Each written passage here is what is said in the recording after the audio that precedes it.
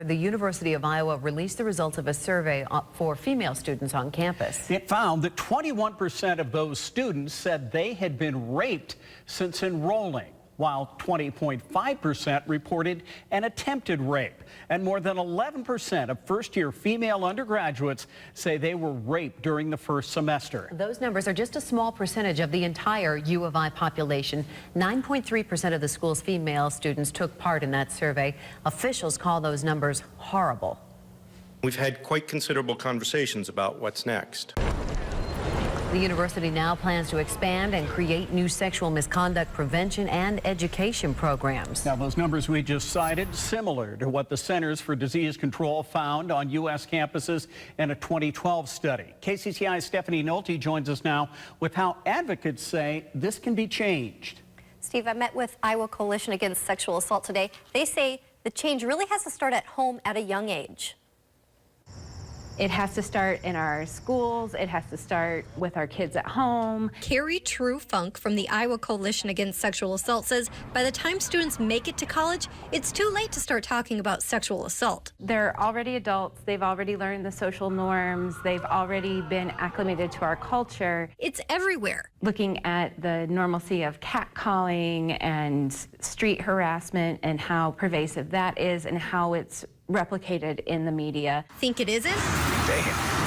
Damn. A commercial for TGI Fridays.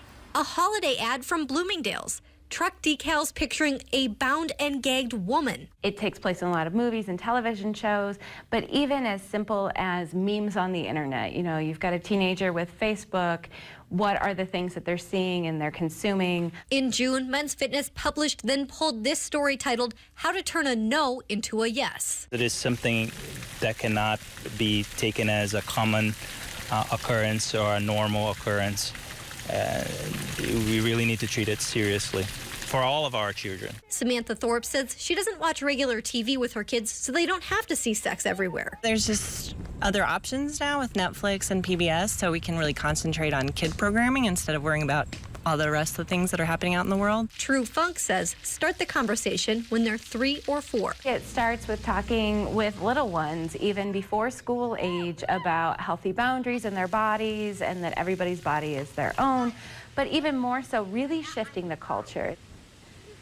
Des Moines Public Schools tell me they start talking about drawing the line in 6th grade, whether that be peer pressure for sex or drugs. Right now, Iowa Code does not require any education on coerced sex. Steve.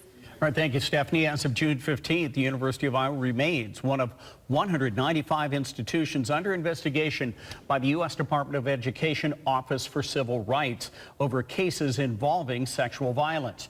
Drake University, Grinnell College, and Iowa State University are also undergoing the Title IX investigation. Nationally, rape, abuse, and incest national network statistics show an American is sexually assaulted every 109 seconds.